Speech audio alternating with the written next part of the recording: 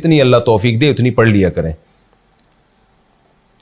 زکوٰۃ کی رقم سیلاب ریلیف فنڈ میں دینا، کیا زکوٰۃ کی رقم سیلاب ریلیف فنڈ میں دے سکتے ہیں؟ تفصیل سے بتا دیں۔ بلال صاحب لاہور سے۔ دیکھیے بلال صاحب، زکوٰۃ کی رقم سیلاب زدگان کے لیے دے سکتے ہیں بشرطے کہ جن کو دے رہے ہیں وہ جانتے ہوں مسئلہ کہ زکوٰۃ استعمال کہاں ہوتی ہے۔ بعض ٹرسٹ ایسے ہیں ان کو خود بیچاروں کو زکوٰۃ کے مسائل کا نہیں پتہ، اور ان میں اللہ کا خوف بھی نہیں ہے۔ وہ ٹرسٹ چلانے والے ایسے ہیں ان کو خدا کا خوف بھی نہیں ہے۔ ہمارے ہاں پاکستان میں تو بلیک منی کو وائٹ کرنے کے لیے بھی ٹرسٹ بنائے جاتے ہیں، تو لوگ ان ٹرسٹوں پہ بھی ٹرسٹ کر لیتے ہیں بس ان کی اشتہار بازیاں دیکھ کے اور ان کے شور شرابے دیکھ کے۔ ابھی ہم جب ریلیف کے لیے گئے ہیں اندرون سندھ اور مختلف علاقوں پہ تو ہمیں نظر آیا کہ بعض ٹرسٹ ایسے ہیں جن کا کہیں وجود ہی نظر نہیں آ رہا تھا۔ تو خیر، میں کسی ٹرسٹ کے بارے میں اسپیسیفک تو نہیں کہتا کہ فلاں ٹرسٹ خراب ہے فلاں صحیح ہے، لیکن اتنی بات ضرور ہے کہ آپ جب کسی ٹرسٹ کو پیسے دیں تو ٹرسٹ پہ اندھا ٹرسٹ نہ کیا کریں، اندھا اعتماد کسی پہ بھی نہ کریں۔ اپنی زکوٰۃ دے رہے ہیں، نفلی صدقہ دے رہے ہیں، یا ویسے ہی ریلیف کے لیے آپ کچھ پیسے دے رہے ہیں تو آپ کوشش کریں آپ کی رقم صحیح جگہ پہنچے۔ یہ نہیں کہ جو شور شرابہ کر رہے ہیں آنکھ اٹھا کے آنکھ بند کر کے اس کو پکڑا دیا آپ نے رقم، تو یہ بہت غلط ہے۔ تو اعتماد آئے تو یعنی اس کی ڈیٹیل معلوم کریں، ان کے کام کو دیکھیں، آزمائیں ان لوگوں کو۔ ایک دفعہ ایک مدرسے میں ایک صاحب بیٹھے ہوئے تھے چندے کی رسید کاٹنے کے لیے، تو میرا اس مدرسے کہیں جانا ہوا تو محتمم صاحب نے مجھے بتایا کہ یار یہ جو بندہ بیٹھا ہوا ہے نا رسید لے رہا ہے اور چندے کی رقم ہم نے اس کو بٹھایا ہوا ہے اعتماد کر کے، لوگ پیسے لا کے دیتے ہیں اور یہ رسید کاٹ کے دے دیتا ہے۔ تو محتمم صاحب نے مجھے بتایا کہ مجھے اس بندے پہ شک ہے کہ یہ کرپٹ ہے۔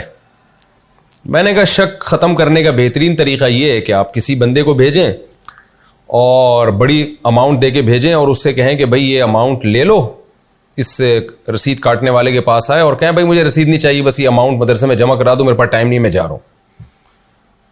تو اگر یہ ایماندار ہوگا تو یہ بتا دے گا جی 20 لاکھ 30 لاکھ کی رقم آئی ہے اور رسید فلاں نے نہیں کٹوائی ہے، پھر بھی میں نے کاٹ دی رسید، یا میں آپ کو بتا رہا ہوں کہ پیسے آئے ہیں اتنے، اور یہ 2 نمبر ہوگا تو چھپا لے گا۔ ایسا ہی ہوا جی، وہ بڑی رقم اس نے پی گیا، وہ تو پکڑا گیا اس طریقے سے، پھر رقم خیر نکلوا لی اس سے۔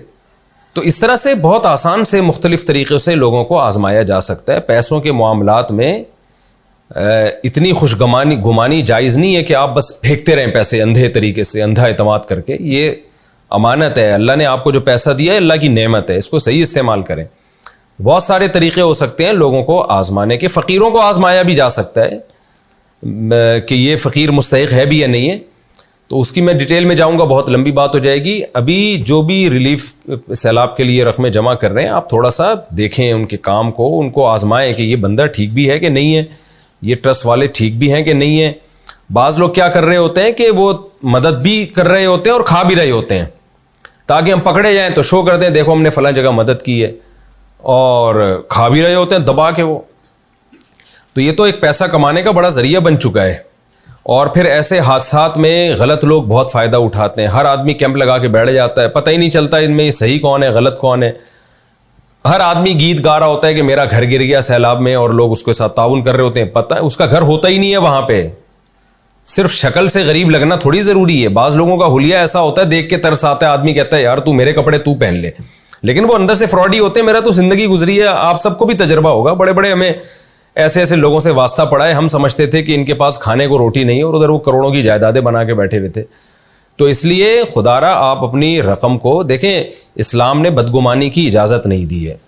اصول یہ ہے کہ آپ سب کے بارے میں اچھا گمان رکھیں کہ یہ آپ سے اچھا ہوگا، مالی معاملات میں بھی اچھا ہوگا، تقوی میں بھی اچھا ہوگا۔ لیکن شریعت نے کہا ہے کہ جب کسی سے لین دین کرو تو پھر پہلے اس کو پرکھو۔ آسان مثال ہے، آپ کے ہاں کوئی رشتہ لے کے آتا ہے آپ کی بیٹی بہن کے لیے، تو آپ کیا یہ کہتے ہیں کہ اچھا گمان رکھتے ہیں کہ بس پکڑا دو؟ نہیں نہیں بھائی، آپ انکوائری کرتے ہیں، اس کے دوستوں سے پوچھتے ہیں چرس تو نہیں پیتا، سوٹا تو نہیں لگاتا، کیونکہ جب وہ آپ کے گھر آئے گا نا رشتہ لینے کے لیے، پھر تو بڑا نہا دھو کے آئے گا، دانت صاف تیزاب سے کلیاں کر کے آئے گا اور ڈیٹول سے نہا کے آئے گا، اور بڑا صاف ستھرا نیٹ کلین، ایسا لگے گا اس سے زیادہ نیک دنیا میں کوئی ہے ہی نہیں۔ لیکن آپ اگر عقل مند ہیں تو آپ اس کے گیٹ اپ کو نہیں دیکھتے، آپ اس کے اسٹائل کو نہیں دیکھتے، آپ تفتیش کرتے ہو، آپ تحقیق کرتے ہو، اس کے دوستوں سے پوچھتے ہو, اس کے دفتر سے رابطہ. وہ اگر کہتا ہے میں فلاں جگہ جاب کرتا ہوں, آپ کہتے ہیں بھائی کوئی ڈاکومنٹ دکھائیں, آپ کیا جاب ہے آپ کی, کیا اس کے آفس میں آپ دفتر میں فون کر کے پوچھتے ہیں کہ جاب کرتا بھی ہے کہ نہیں کرتا. تو چونکہ آپ کی اپنی بیٹی یا بہن ہوتی ہے, آپ بڑے حساس ہوتے ہیں. پیسہ آپ سمجھ رہے ہیں کہ میں اللہ کے نام پہ دے رہا ہوں تو ثواب تو مجھے مل ہی جائے گا, لہذا پھینک دو بس جا کے. ایسا نہیں ہے بھائی, اپنا پیسہ ضائع نہ کریں, آپ صحیح جگہ پیسہ لگائیں. آپ نے اپنی پوری تحقیق کر لی, پھر آپ نے پیسہ دیا, پھر اگر وہ صحیح جگہ نہیں بھی لگا تو آپ کو نیت کا ثواب ملے گا, لیکن یہ جب ملے گا جب آپ اپنی تحقیق کریں. تو اس لیے بہت سارے ٹرسٹ الحمدللہ اچھے بھی ہیں, بہت سارے گڑبڑ بھی کرتے ہوں گے. تو آپ نے ہر ٹرسٹ پہ اعتماد نہیں کرنا اور سوچ سمجھ کے اپنی رقم دینی ہے. اور رہا مسئلہ زکوٰۃ کا, تو زکوٰۃ میں تملیک ضروری ہے. تملیک کا مطلب یہ ہوتا ہے کہ پیسوں کا یا راشن کا غریب کو مالک بنانا ضروری ہے. میں ایک مثال سے بات سمجھاتا ہوں. مثال کے طور پر آپ نے کیا کیا, زکوٰۃ کے پیسوں سے غریب کو دسترخوان میں کھانا کھلا دیا, دسترخوان لگایا, کھانا لگایا, غریبوں نے کھا لیا. اس سے زکوٰۃ ادا نہیں ہوتی, کیونکہ آپ نے غریب کو اس کھانے کا مالک نہیں بنایا. کھانا اس کے لیے حلال تو کر دیا, آپ نے کھا لیا, اس نے. مالک بنانا ضروری ہے. مالک کا کیا مطلب ہوتا ہے, آپ نے جب ایک شاپر میں یا ڈبے میں کھانا پیک کر کے اس کو حوالے کر دیا, اب وہ مالک ہے. مالک کا مطلب چاہے وہ کھائے, چاہے وہ تھیلی بیچ دے, چاہے وہ اپنے بچے کو کھلا دے, خود کھا لے, کسی کو بھی دے دے. تو یہ مالک کا مطلب پورا کنٹرول اس کا آ گیا. دسترخوان پہ کنٹرول نہیں ہوتا, بلکہ دسترخوان میں تو اگر کوئی گھر لے جانا چاہے تو یہ برا بھی سمجھا جاتا ہے. تو کنٹرول تملیغ ہونی چاہیے اس میں.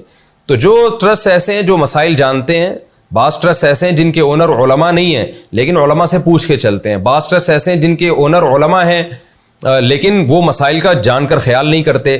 تو عالم غیر عالم کی بات نہیں ہے, بات یہ ہے کہ کس کے دل میں اللہ کا خوف ہے, کون زکوٰۃ کے مسائل جانتا ہے, کون نہیں جانتا. جو نہیں جانتا وہ پھر جاننے والوں سے پوچھتا بھی ہے کہ نہیں پوچھتا, اس ڈیٹیل کا معلوم ہونا ضروری ہے. تو اس لیے زکوٰۃ سیلاب زدگان کے پہ لگتی ہے, لیکن کس طرح سے لگتی ہے, تملیغ کے طور پہ. اس میں یہ ہوتا ہے کہ جو زکوٰۃ کی رقمیں آتی ہیں, جو ٹرسٹ ایسے ہیں جو شریعت کے مسائل پر عمل کرتے ہیں, وہ کیا کرتے ہیں, زکوٰۃ کی رقموں کا حساب الگ رکھتے ہیں کہ بھئی اتنی رقم ہمارے پاس زکوٰۃ کی جمع ہوئی ہے, اتنی رقم ہے جو زکوٰۃ کے علاوہ ہے, تو اتنی رقموں میں ہم تملیغ کریں گے. مثال کے طور پر غریب کو گھر بنا کے اس کا مالک بنا دیا, یہ گھر آج سے تمہارا ہوا, مالک بنائے گا, وہ زکوٰۃ ادا ہو جائے گی. کپڑے خرید کے اس کو دے دیے, کھانا شاپر میں یا بیگ میں پیک کر کے اس کو دے دیا, اس طرح زکوٰۃ ادا ہو جائے گی. اور وہ جو دوسری رقمیں اس سے پھر دسترخوان لگا رہے ہوتے ہیں جو زکوٰۃ کے علاوہ رقمیں ہیں, یا اور کسی طریقے سے ان کی مدد کر رہے ہوتے ہیں. تو خلاصہ یہ نکلا کہ سیلاب زدگان میں زکوٰۃ لگتی ہے, لیکن اس کے لیے آپ کسی ایسے ٹرسٹ کو دیں جس پر آپ کو اعتماد ہو کہ یہ زکوٰۃ اللہ کا خوف بھی ہے اور زکوٰۃ کے مسائل جانتے ہیں یا جاننے والوں سے پوچھتے ہیں.